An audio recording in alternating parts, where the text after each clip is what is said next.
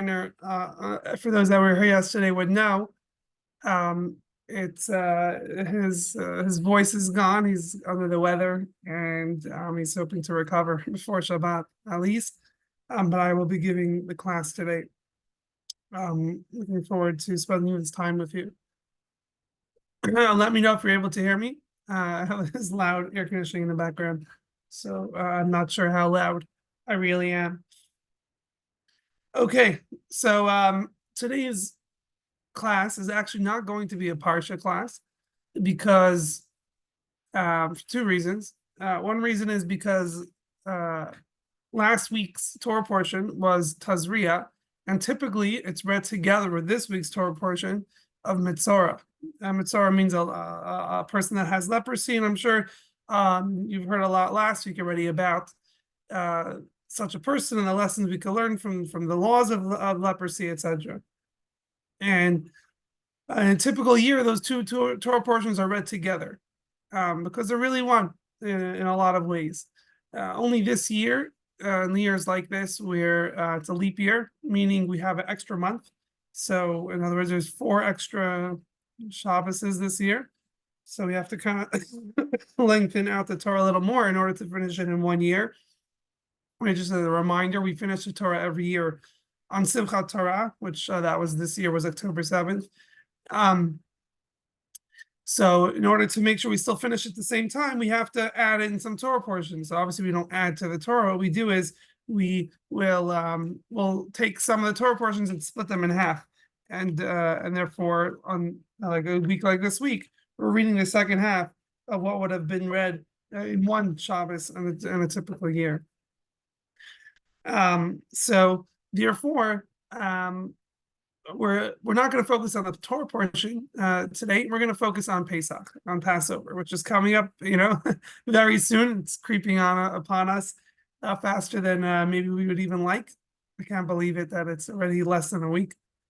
And everything needs to be ready and set up, etc. before that.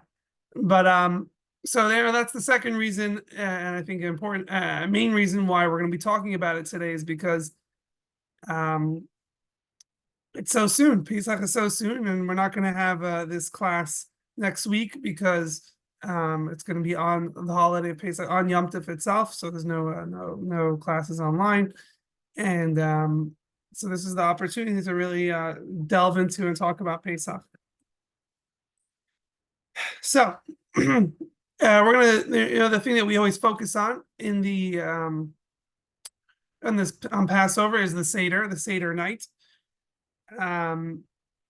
Everyone, it's interesting, but the most I guess tended or observed day or Jewish ritual tradition in Judaism is actually, you would think it's Yom Kippur, but I think the statistics are that really it's the Passover Seder night. That is where the largest percentage of Jewish people are actually engaged and involved in some sort of Seder. To bring out this idea, we were in Israel. We had the community mission, and one of the places we went to, I think it was the last day of the trip, we went to the Israel National Library, which it opened very recently. I mean, it's been open for a long time, but it was in a little more of an obscure location. Now they moved to a prime real estate, I would say. They're literally right across from the Knesset building in that area of Jerusalem. And it's not like it's a small property, it's not a small building, so they really lucked out somehow. But this new library was opened up very recently. I think their official opening, a big celebration, etc., was supposed to happen in mid-October or late October. I don't remember exactly, but basically not long after October 7th. But obviously those plans and celebrations, etc., were done away with very quickly, unfortunately, because of October 7th. And maybe you haven't heard much of it, and you definitely haven't been there. But it's something that I would suggest to go. And we went there on the last day of the trip, and they were explaining to us that a lot of their goal with this new building and the fact that they relocated and they're so centralized and it's very big and very modern, I would say. Not just I would say it's very clear. It's probably one of the more modern buildings you'll enter in general, definitely in Israel. Um, and the reason why they did that is because they want to make sure that the library is not just a place for scholars, people that are doing research, for not the everyday Joe, so to speak, but rather they want it to be accessible and purposeful and meaningful to every individual that will come, that's ready to come, and that's something that we definitely experienced. Meaning, we didn't even really go into the book, the room where all the books actually are. We didn't pull out any books. Just by walking around, there's a lot to learn and then see and appreciate. So, one thing that I um, loved about it is that they have a big room, a display room, where they have a lot of different unique, special, ancient artifacts, or not really, more books and manuscripts, etc., and two boats and things like that from a long time ago. And they have a Talmud from the first printing of the Talmud. They have they have manuscripts from Maimonides, which goes back, or we're getting close to already 1,000 years since Maimonides. Um, we there's a lot of these type of things. So they have one section there, which I'm going to highlight now. Um, that I want to highlight about this, but just to tell a little more about the library itself, because it was just so interesting. They were explaining to us that the way you take out a book now is you request it, and then there's like a conveyor belt which knows exactly which box, which carton, the book would be in, and it pulls that carton up to a librarian or whatever sitting there, and then they just have to find it. There's like 80 books in one of these big cartons, and they just have to find the book amongst those 80. But it makes obviously it's a very modern way of doing it. You don't have to, it's not tagged and whatever, all the different ways the tricks they used to do, but rather they have a very modern way of doing that. But that we did not see. That's more like in the, the basement or something, where they have all these books. But there's another thing in that display room where they have like you basically, it's like a kind of like a like a display table. Like you'll have, typically it will be like, like you have a glass thing, you can see what's inside. But here it was very different. It was like a screen, and then you could press what you want to see, and then the thing would like kind of pull out, and you would have the light would turn on, and you'd be able to see it. But the light, it's only for a certain limited amount of time, because these old papers are sensitive to light and whatever is. So they everything's like all figured out exactly how to do things in the best way. Very modern.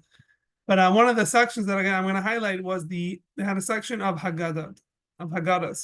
Yeah, the Haggadah is the book that you'll use by a Passover Seder.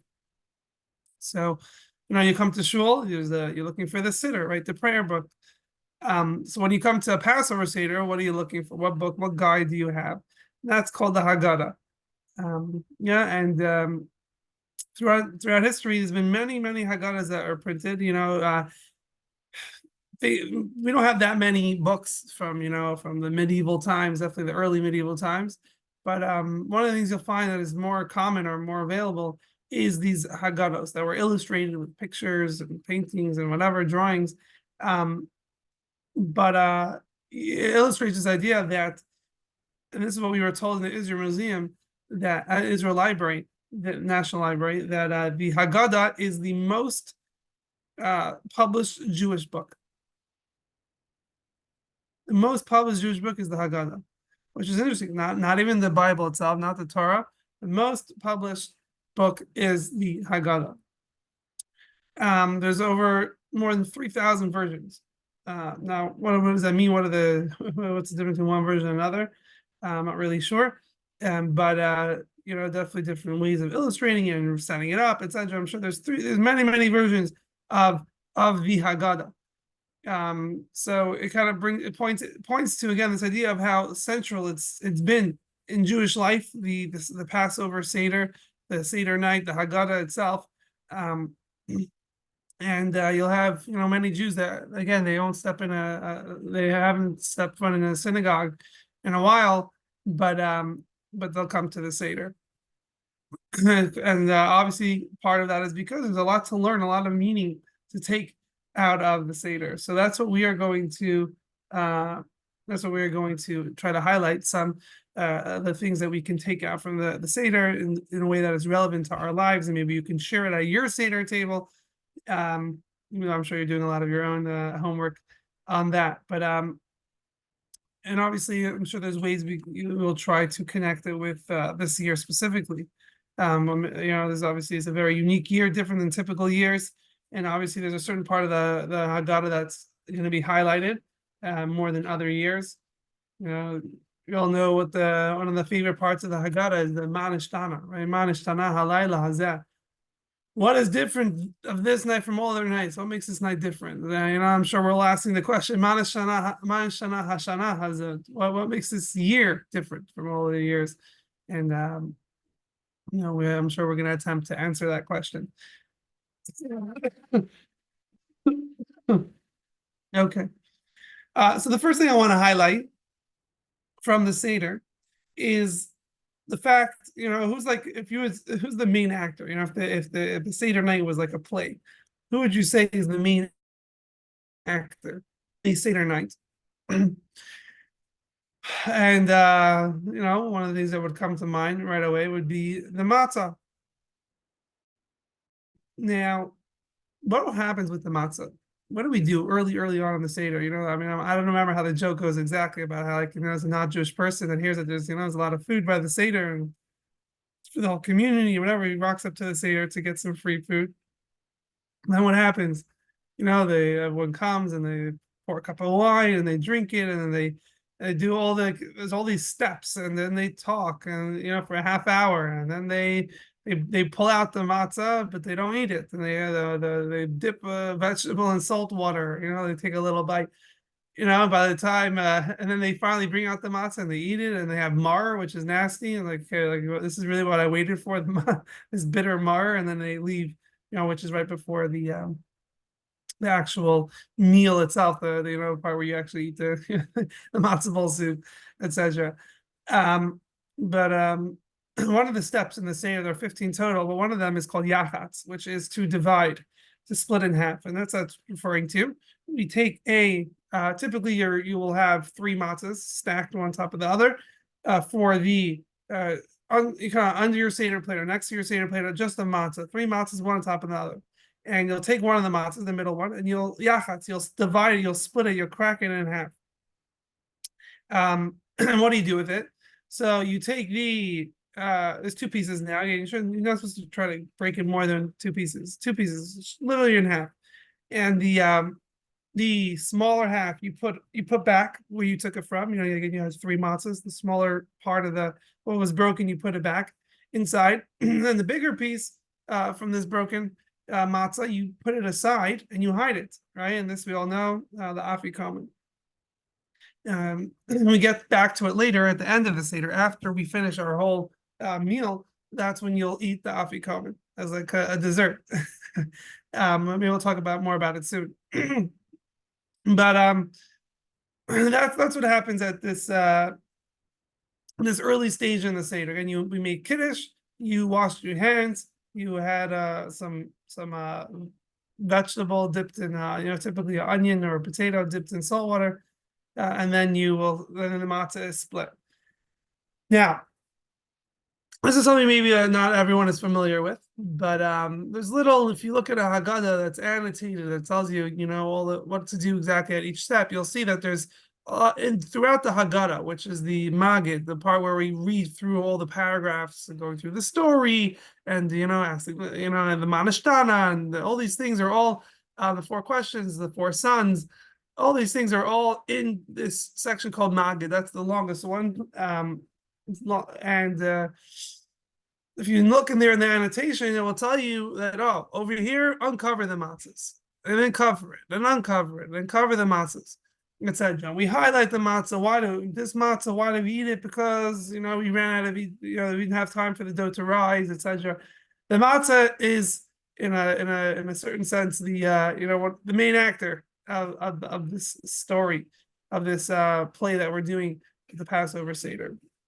Back and forth, back and forth. So obviously there's a lot of symbolism and lessons that we can take from the matzah. So for example, this idea that it's matzah itself obviously is not is bread, or not bread, because it didn't rise, and the idea of being humble, etc. And that's one of the main things we point out with the matzah. The idea also of, if you've heard of this term, matzah is called the bread of our affliction. Lachma anya. Yeah, in the beginning of the Maggid section, we say this is the bread of our affliction. And that's obviously, you see it represented in this matzah, especially the broken one. Represents the fact that we're we were broken, or sometimes we are broken, and throughout history, we haven't been able to really rise and be successful. Every time we've got on our feet, we've been knocked down, expelled, God forbid, all these things that have happened to us throughout time.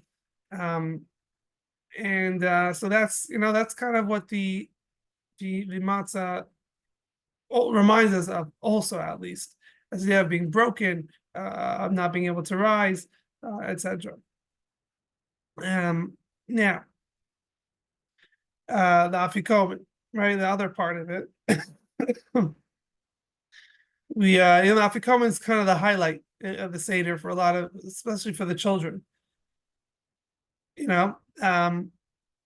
And what the afikomen really is that, even though we've gone through the whole Seder, remember the whole story, what we went through, and we've eaten the matzah, we've eaten the mar, the bitter mar, etc. We had the sandwich, all these things, but you're not finished yet. You can't finish your Seder until you eat the afikomen.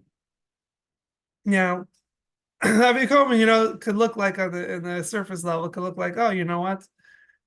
We need a way to keep the kids engaged and stay till the end. I'm sure a lot of times they'll have a dinner with family or whatever, and the kids, they have a very limited amount of time they could actually sit by the table, and then they run away. They look for better places, better things to do than sit around a table with adults and want to sit in one place, and especially if they're not even eating a lot of the time. So the way to keep the kids till the end, pretty much till the end, we have this idea that afikomen. They try to, we hide it, and the kids try to find it, and they steal afikomen, and then they say, we're not going to give it back to you until you promise us some sort of gift, to pay a ransom to get the afikomen back. So that's one way of looking at it. It's a trick in order to keep the kids to stay around till the end of the Seder. But obviously, there's a lot we can learn from the idea of afikomen. We're just going to point out one angle, in a way to look at it. So we can look at the matzah as as the Jewish people as a whole. We're like I said before, the matzah in a certain sense represents us and our story of not being able to rise and even being broken, etc. But there's this idea that sometimes it could be seen as if the Jewish people have been broken in half. And there's kind of two groups, two separate categories, I guess, of Jews. And what would that be? So you have one, the smaller half of the Jewish people are people that will people will call them religious, where they're the stubborn ones that will stick through the Seder, so to speak. They'll make sure to stay by the table, and they'll make sure to do all the traditions and all the I'm just saying that figuratively, but I mean they stick to all the religious rituals and traditions in general, whether it's Shabbos, kosher, they learn Torah very often. They'll all the laws, the family purity, lighting Shabbos candles, all the laws, in other words, all the traditions of Judaism, they'll make sure to keep up fully. But that's a minority of the percentage of the Jewish people. But and that's the part, like we said, that the right after you break the matzah in half, the smaller part goes back to where you took it from, stays at the table the whole time, and is a big player at the Seder itself. Sticks, as a stickler, stays around the whole time at the Seder table. But then you have the larger part of the matzah, like we said, is put aside, and it doesn't stay there the whole Seder.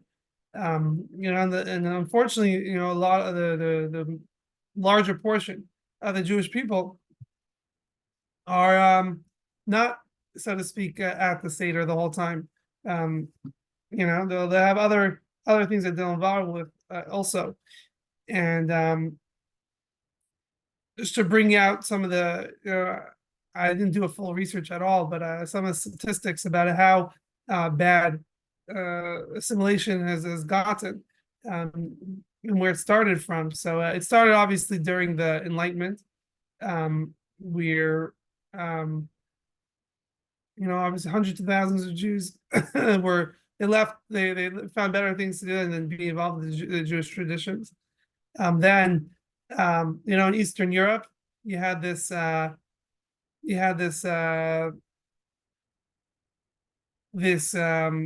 the new isms, all the new ideas, socialism, communism, Zionism, all the isms that were going on at that time, got people's attention, and looked a lot more promising than the ancient old Judaism. But then, in a different angle of statistics, Jewish people between 1840 and 1930. Okay, so 1840 and 1930, we're talking about 90 years, but a while ago. And just in the USA, over 1 million Jews fully assimilated. We lost them just in that brief amount of time. And then the last few decades, also another million Jewish children have been lost to assimilation. I saw a pretty extreme study. So I'm quoting a study. It's actually Alan Dershowitz who was quoting this, if I remember correctly. But he wrote this in 1997, so I don't know if the statistics itself are as relevant, but the idea definitely is somewhat relevant. So that there's a Harvard study that predicts that if the trends continue, the current demographic trends continue, the American Jewish community is likely to number less than 1 million, and maybe even as few as 10,000. That sounds very extreme, but definitely less than 1 million by the time the United States celebrates its tricentennial, in other words, its 300th birthday in the year 2076. The Jewish people will be less than 1 million. At that point in time, there were probably Jews in the United States were probably well over 5 million, maybe close to 6. So it would drop down to 1 million in less than 100 years in the United States. In other words, besides some pockets of ultra Orthodox Jews, that would be the kind of the end of Jews in America, just because of assimilation. I looked some other articles about some actual research that was done, the Pew Research and other things like that. So just some of the numbers here. A quarter of U.S. Jewish adults, 27%, they don't identify with the Jewish religion.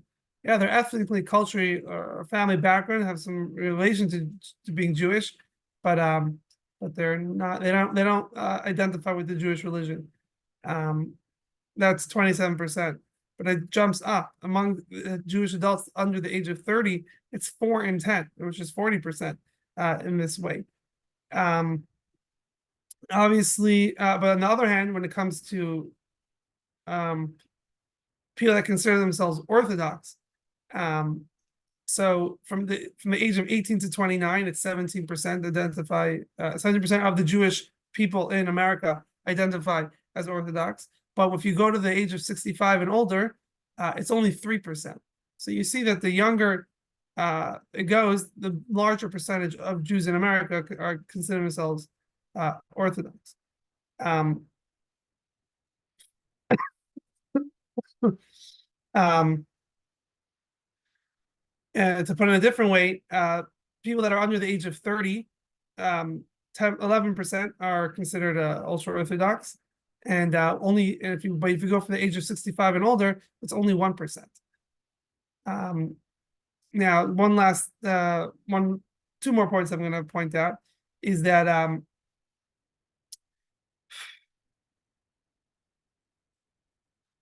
4 in 10, so 40% of Jewish adults under the age of 30 identify with either Reform or conservative. But if you go to the age of 65 and older, it's 7 in 10, 70%. So it drops drastically once you go into the younger demographic. So what we're seeing is that aside for the Orthodox community, which is growing, the Reform or conservative, unfortunately, has been diminishing. Again, 7 in 10 Jews in the United States at age 65 and older consider themselves Reform or conservative. But once you go down to the age under the age of 30, it goes down to 40%, 4 in 10, which is scary. We're losing a lot of Jews. Let's just say. And, one of the big factors in all of this is intermarriage, which this done. This research was done a few years ago, so it's probably been up since then. I saw a different place where it said it's here. I'll just quote this: among non-Orthodox Jews, the intermarriage rate is 71%. 71%. Now we know, according to Jewish law, if the mother is Jewish, then the child is Jewish.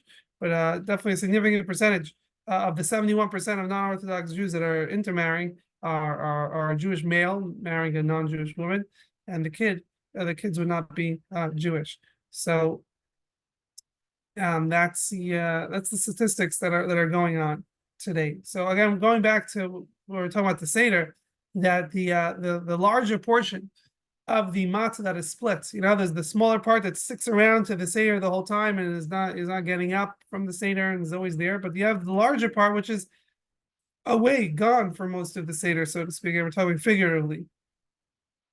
But what's important to acknowledge and know and remember is that even though maybe they're not at the Seder table the whole time, figuratively, but we're still all part of one matzah. And we need everyone to stick together. And I think that's obviously a big lesson more in this year more than ever.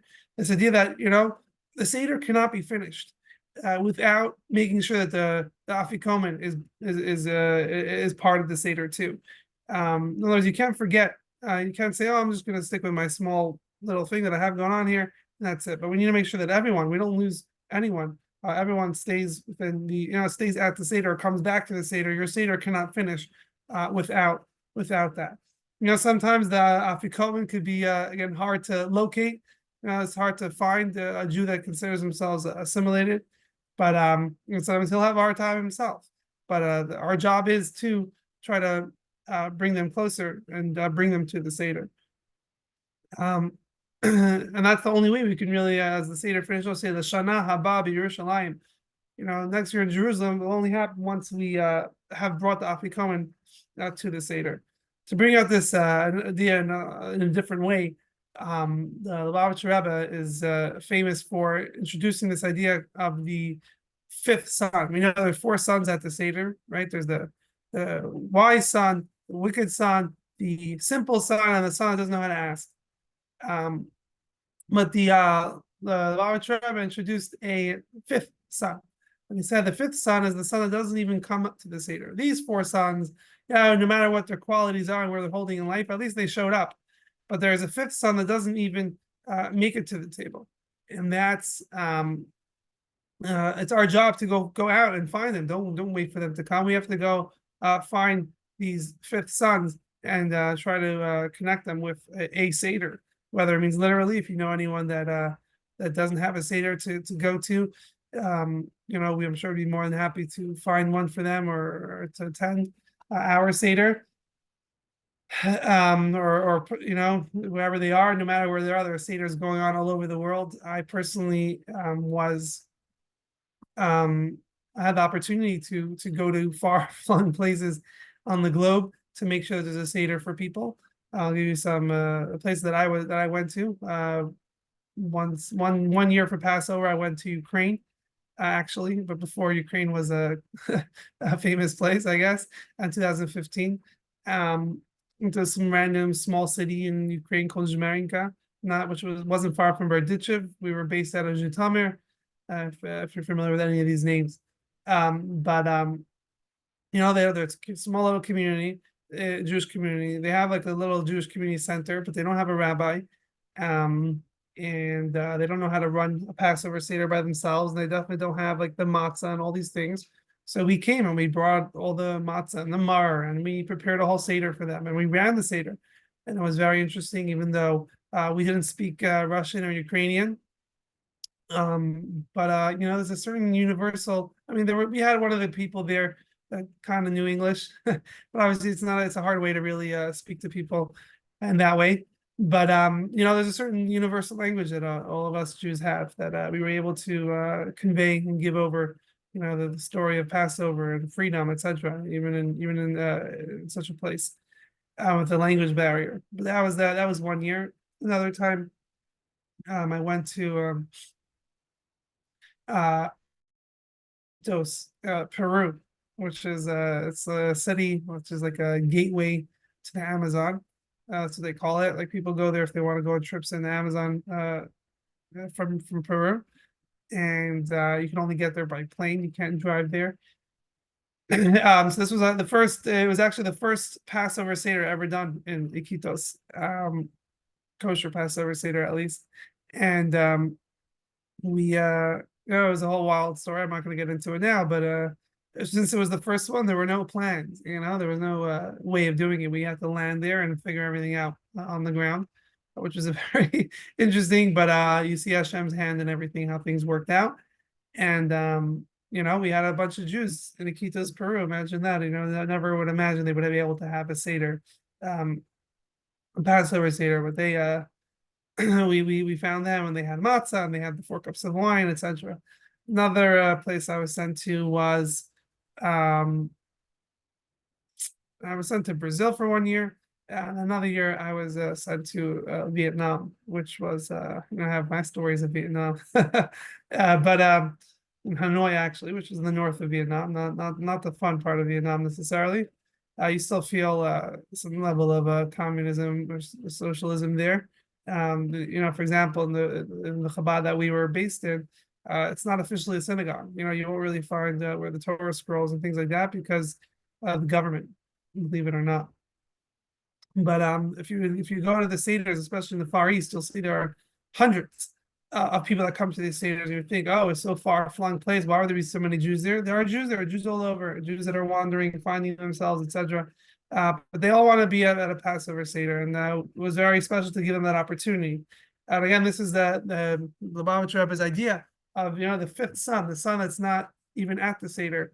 It's our job to invite them and make sure they have a seder to go to and they feel welcome. And even if it takes a little effort on our part, or you have to fly somewhere, or you have to call them, reach out to them, even though you haven't spoken to them in a while, whatever it takes, it's so important, and especially this year more than ever, to make sure that everyone shows up. But going back again to this idea, again, we spoke about the matzah and the fact that we split the matzah. There's a smaller part that stays at the seder the whole time. There's a larger part that's set aside for the afikomen that's not really at the seder the whole time. But you cannot finish your seder if the afikomen is not present, and that's our job to make sure that we're bringing back the afikomen to be involved, to be engaged with the Passover seder. The larger portion of the Jewish people, which unfortunately, again, I went through some of the numbers. The percentages are very high of assimilation. It's important to keep them engaged and within the fold of the Jewish people. Moving on, I want to talk about the mar for a second, the bitter herbs. So if you look at the Haggadah, you'll see it says we eat the bitter herbs on the Passover night. Why? So because God told the Jewish people Yeah, when they were about to leave Egypt, right? We know they had the Pesach offering, and God told them to eat matzah, and God told them to eat mar, the bitter herbs, before they left Egypt. They had I don't know if it's ever been highlighted to you, but the Jews had a Seder in Egypt. Not only afterwards, we had a Seder to remember the exodus from Egypt, but while they were in Egypt that night, they were supposed to have a Pesach offering, right? And that they tied to their bed for 4 days, and they had matzah, and they had mar. Why did God command them to eat mar? To remember the fact that the Egyptians made their lives bitter. Now, this sounds a little wild if you think about it. One thing if you say, in 2024, 2024, we're told to eat bitter herbs to remember the pain we had in Egypt, fine, that's okay. But the first generation of Jews that left, who experienced, they were slaves in Egypt. Now they're about to leave. They didn't even really leave yet. They just the slavery itself ended when the plague started. But they're still in Egypt. They have all the trauma, etc., all the painful experiences literally in front of their faces. Where they were beaten and tortured. They had all this bitterness that the Mar is representing, and you're telling them, "Oh, eat bitter herbs, eat the horseradish to remember the pain." That's very traumatic. Simply doesn't make sense. Imagine, in April 1945. Okay, the Russians they enter Auschwitz. The Germans, the Nazis left. They ran away. The Jews are still in the death camp itself. Okay, so the Nazis left, but they're in the death camp itself, and you tell them, eat mar because the Germans embittered your life. Like they don't need the mar to remember, to remind them of what they just went through. They just lived it, and they're literally still there. You can't, this little bit of herbs cannot compare to what they went through. And that's similar to what Hashem is telling the Jewish people. Oh, you're about to leave Egypt. Eat the mar to remind you of what you went through. They didn't need any reminders, and give it a little bit of time. I saw a horrible headline today. I didn't look into it. It's really, really sunk me today a bit. But that there have been many, many suicides of survivors of the Nova Festival on October 7th, the music festival where unfortunately hundreds of young people were killed by the Hamas terrorists, and in very, very cruel, inhumane ways, barbaric ways. But a lot of the number I saw was nearly 50, whatever that means exactly, but definitely way too many, or 100% too many, of survivors that I guess couldn't cope, and there have been suicides, unfortunately. That's what I was. That's what comes to my mind with this idea is like, they're struggling because they're experiencing, reliving or having their mind what they just went through. To say, oh, have bitter herbs to remind you of what just happened sounds a little wild. So that's the question we're asking. Why does Hashem tell the Jewish people to eat the mar while they're still in Egypt? And the answer that you could say is that there's when we experience pain, there's really two ways to react to it. Some people they repress it. In other words, they don't talk about it and think about it. They don't let anyone know about it. I've something interesting that I've heard recently. Is that children of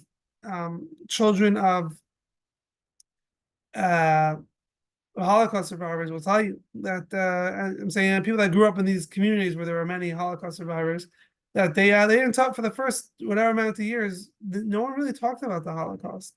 No one wanted to talk about the Holocaust. This whole idea of remembering people were trying to hide it. Survivors were trying to hide it from everyone. It's only only I don't know when it changed exactly. Let's say the end of the 60s, 70s. That's where this idea of remembering the Holocaust really started. Before that, people were trying to hide it. And you can understand that. One of the reactions to going through deep, deep pain is to repress it and to kind of try to make as if it didn't happen as much as possible. Another way of reacting, that's one way. Another way of reacting to it is by defining yourself by it. Yeah, either you could try to talk about it because they don't want to face the pain, or for some people that's what that paralyzes them in a certain sense. So that's how they define themselves. They can't stop talking about it. It becomes their only focus in their life. And both of these ways of reacting are obviously understandable, but they're either they're you're repressing it, you're not dealing with it, and it's going to be there. It's going to come out at some point, or it defines you, and you can't live a normal life. So, what Hashem was trying to tell the Jewish people, eat the mar the night of the Seder, the night they were about to leave Egypt, meaning to say, face it. Look at what just happened. Don't ignore it. Deal with it. So to speak. Doesn't need a time and space to eat it, to look at it, to choke over it, to cry for it, to feel the pain. Set aside time. Don't make that your whole thing. Set aside time for it though. Face it. So to speak. Eat it. Process it. But don't let that define your life and become your destiny. And that's important to say, what, this is something that's happened to me, and it was painful and the tragedy, etc. But something maybe we could learn from, things like that. But and that's it. We compartmentalize it and don't let it define us. On the other hand, if we ignore it, it's going to come back, and we're going to be. And the whole time that we ignore it, we're ignoring part of ourselves. We're not really being ourselves. And if the Jews wouldn't have eaten the mar at that point in time, they would have had this bitterness inside of them, deep inside, and a lot of trauma, but have never been dealt with it. Maybe they could have left Egypt, but the Egypt would still be stuck in them. And that you see, we don't make the whole Passover night about mar. It's not all about remembering the bitterness that we went through in Egypt. It's just part of the story. Then what do we have? We mar, but we also eat the matzah. We have the 4 cups of wine, all showing the freedom that we're celebrating tonight. So yeah, even though there's challenges, but there's also a lot of opportunity. There's a lot of joy in our lives, and that's the way we really process these things. I feel too young to really speak like this, but this idea of that there are things that we go through, but we don't let it define our lives. Don't say our whole life is miserable. There are things that happen, and painful, etc. But there's so much joy in our life, so much to be thankful for, and with so much to move, a bright future to move towards for the Jewish people. We have a beautiful destiny awaiting us, and that's the way we process these things. So not by ignoring it, not taking it lightly. We don't delegitimize, the feelings that people can have for traumatic or tragedies, and we designate time for it. We made during the Seder, we have a time to eat mar, and when we're eating it, that's our focus. But on the other hand, that was it. We had the mar, we moved on, we finished with it, and now it's time to celebrate our freedoms, etc. Now we have the matzah and the wine. That is something I thought would be interesting way to something relevant maybe to this year more than others. That we can't let ourselves be defined by October 7th. There's a lot to learn from, and we need to face it, and we need to process it, and we need to know what happened, and we need to. That's one thing that I would suggest. Something I learned on the trip that I couldn't really understand or relate to before, is that we need to see the trip that we went to Israel just now. You need to go there. You need to see what happened. You need to only then will you properly,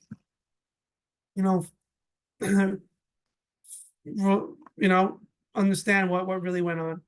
And we need to face these things, but we can't let it define the Jewish people. We learned the lessons. We're more unified than before, etc. We learned the lesson that when your enemy says something, trust them, that's what they actually want to do, and don't let them do it. Prevent it. So don't think that they really want other things, or if only this, if only that. They're saying they would do it again, God forbid. So we have to face what happened, but don't let it define our destiny and our future. And we're going to come out stronger from this.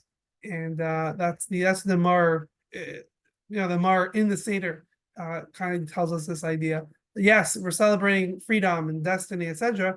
But we have to make sure we're processing what we went through also.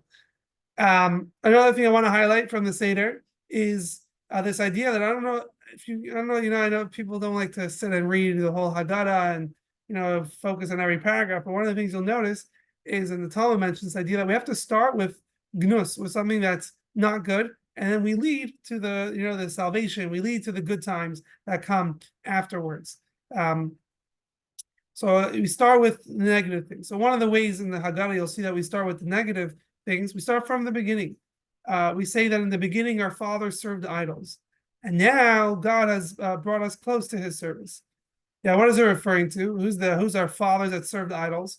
So go back to the beginning of the Jewish story. We know Abraham. He grew up in an environment where paganism was not just rampant. That was basically the entire world, besides for very very few individuals. Um, and we even know that his father had a idol shop. That's what he sold for a living. And we know the story that Abraham eventually, on his own with his own philosophical, thinkings, etc., and quest, he came to the realization about one God, and all these pagan gods are false, etc., and waste of time. And we know that what he ended up doing was he went to his father's idol shop, and he smashed all the idols, and the subsequent story that happened from that. But what we're highlighting is something interesting. We're saying, in the beginning, our fathers served idols. Fathers served idols. Abraham himself served idols. That's what we're saying. Again, why are we highlighting this negative or bad thing? So we already spoke about before why it's important to highlight these things, but in a different angle, very different angle, we're saying that again, the line that we read in the Haggadah is, in the beginning, our fathers served idols, and now God has brought us close to His service. In other words, the way to read it is that because we served, our forefathers served idols in the beginning, that's why Hashem brought us close. And that sounds absurd, because we served idols, that's why Hashem brought us close. Idol worship is the antithesis to Judaism, to monotheism. So I read a very interesting, paradigm, perspective on this. Abraham was different than his father. Why? Because his father owned a shop of idols. In other words, why was he involved in idol worship? Because it benefited from him. It didn't really demand much from him, and therefore he, it was convenient. And that's something that's interesting. Talk about what Jews contributed to the world, and the moral gifts that the Jews have brought to the world. One of the things that I haven't thought about in these words until this year, the idea that we yes, there was religion before, there was a concept of God, but those gods that they believed in didn't demand morality from human beings. Again, there was a God, and you have to please him and whatever. You have to do certain things and sacrifice whatever. But then you can live your life the way you want to, and you can take advantage of other people and all these things that we saw in the times of the flood or things later. That was something unique that Judaism brought to the world, was this idea that the God that you're serving actually demands morality from you and demands things from you to be a good person, etc. That was something very new, but I think we've come a long way. You talk about how much of an effect the Jewish people have had on the world. I would say this is one of the biggest things is there's definitely a very deep sense of moral conscience that we bring to the world. Some people don't like it. That's what Hitler, he wrote in his book. He said, the Jews have brought, I forgot exactly how he worded it, but basically this idea of self-consciousness. So we could be doing something, but because there's a Jew, the Jewish people, they remind us that maybe this is wrong, or maybe this is inhuman, you shouldn't be doing this. And that irks. That can irk someone. But that's one of the biggest gifts we brought to the world. And going back to Abraham and his father, Abraham's father was involved in idol worship, but because it brought him benefit. He was literally selling them for profit. But that general concept of the pagan gods not demanding morality from mankind. On the other hand, Abraham, when he served idols, again, when he was younger, he grew up and he served idols. When he served idols, he served it fully. That, to him, that was the truth, and that's why he served it. Not for the benefit that he got out of it, but because he was, again, obviously falsely educated, but this was the truth. So he did it out of, in Yiddish we call it Ehrenskeit. He did it out of sincerity. And that specifically, that's what led him to come to the discovery of the true God, of the truth itself, that there's only one God, and that he demands morality from the Jewish, from mankind. that is something that only because he served idols, meaning he served it fully, yeah, with the full passion, and he believed in conviction this was the truth, etc. That's what led him to see the real truth about God, and to search for the core of life, etc. Because of that passion and deep commitment, that's what led to his discovering the truth. And that's what we read in the Haggadah. That again, in the beginning, our ancestors served idols, meaning they served idols properly. But that's why God brought them close to serve Him, because only someone that's really looking for truth and is sincere, that's someone that can be given this mandate to make the world, to make the world a better place. The specific Jewish mission.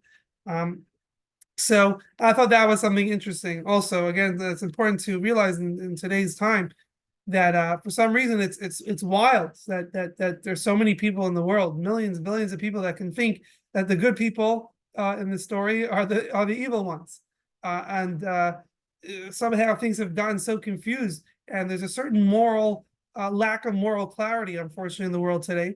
But that's our job, is to bring moral clarity to the world. And I might make some people uncomfortable, like it did to Haman, like it did to Hitler, like I'm sure, like it's doing to people today. But we need to stand tall and proud that's what we represent, that's what we're doing, and that's what we're trying to contribute to the world over history.